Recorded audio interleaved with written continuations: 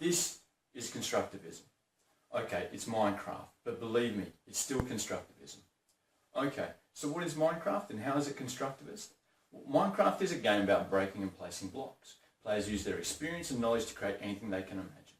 They can choose to do this individually or collaboratively, engaging other players for problem solving and ideas, scaffolding their learning as they progress.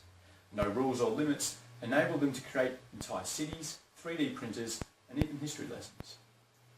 Firstly, we're going to step through the primary features of constructivist theory, its strengths, weaknesses, and critically consider the ability of this theory to explain the complexity of learning. We'll also look at this theory in the context of my own values and beliefs about effective teaching.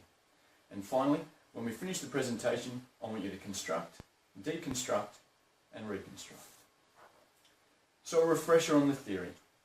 Constructivism is a learning theory that is based on the concept that the learner actively constructs their own understanding of knowledge. This construction of knowledge is increasingly built upon and connected with the learner's existing knowledge and experience. Piaget emphasised that learners' individual cognitive development, their own thought processes, continually shapes their knowledge, whilst Vygotsky asserted that it is social interactions that are critical to cognitive development and the construction of knowledge. So what we understand about constructivist theory is that learners develop their knowledge in increasingly complex ways, and their individual cognition and social interactions serve to construct, deconstruct, and reconstruct further understanding and knowledge.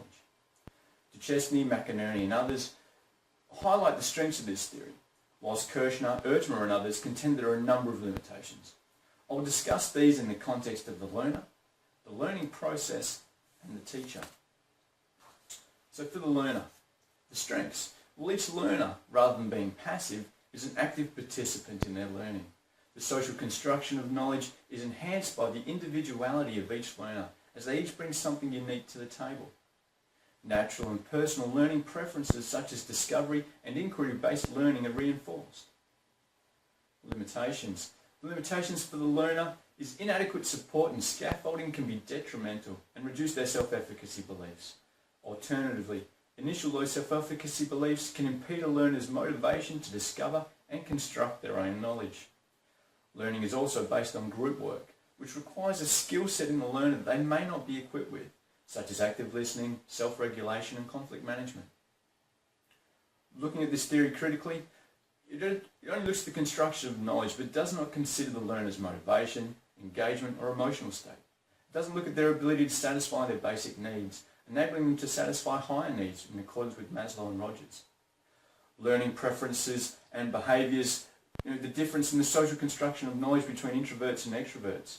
It also doesn't look at students or learners that may be gifted, have special needs, disabilities, or that may sit on the autism spectrum. For the learning process, the strengths are that the learning process is created by the individual, their experiences and past knowledge. They are not a blank slate.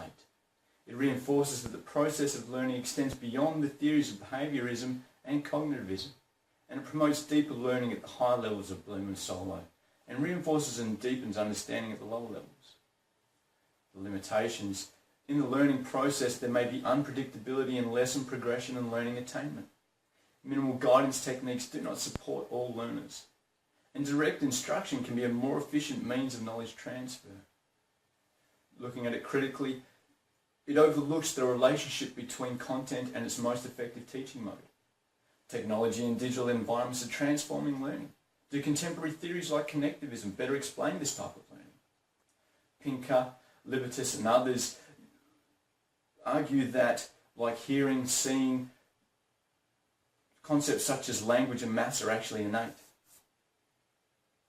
For the teacher, the strengths for the teachers are that it challenges the notion that they are the holders of knowledge, responsible for imparting it to learners, and rather the teacher's role is to facilitate and support the environment for learning to take place. Simply put, the teacher is not there to simply ask, simply say, here is what you need to know, but to consider the individual and ask, what do you already know and what do you want to learn? The limitations for the teacher is there is significant time and complexity in organising constructivist learning experiences, and a safe and supportive environment open to questions and exploration needs to be created. And this takes time, patience and self-awareness in the teacher. Critically looking at it, It provides teachers with an effective tool and creates self-awareness of processes that may typically be out of sight and out of mind. However, it is only a model, and as with any model, it utilises a number of variables to depict a portion of reality. It is never absolute. Knowing its strengths and identifying ways to complement its weaknesses is important. Personally, I believe that effective teaching is a fluid process, using traditional and contemporary theories and practices to prepare learners for learning and life. I value creativity, understanding, independence and interdependence, and these are supported in the methods used in constructivist learning. I also value compassion, candour, self-actualisation, humility and humour, yet these are more effectively addressed by humanist theories. When I examined a number of belief statements I held about teaching and learning, I found that I hold mostly humanist and constructivist ideals, with a strong mix of cognitive and some behaviourist. I recall an example in primary school. We had a small group share market assignment. The objective was to achieve the highest return. There were limited rules and a short time frame. Our group identified that there was a large buy-sell spread on some stocks, and with no transaction fees, we would profit on every transaction. Since there were limited rules, we decided that in the real world we would obtain a loan for investing, and so we created our own loan documents and leveraged our investment. Our creativity meant that we eclipsed the return of every other group. However, this wasn't viewed favourably by the teacher or the class, even though it didn't break any rules.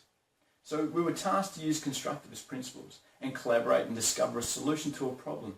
Yet, when the solution wasn't anticipated by the teacher, it was rejected. My experience with constructivism demonstrates the limitations and the strengths of this theory, the tension between creativity and unpredictability. In summary, the constructivist theory is successful in modelling the learning processes that occur in the construction of individual knowledge and social knowledge. However, the learning experience is too complex to simplify into one learning model or theory, but it helps, provided we are aware of its strengths and utilise other models to support its weaknesses. Effective teaching requires utilising all theories in a self-aware and reflective manner, ensuring that your actual practice aligns with your values and beliefs.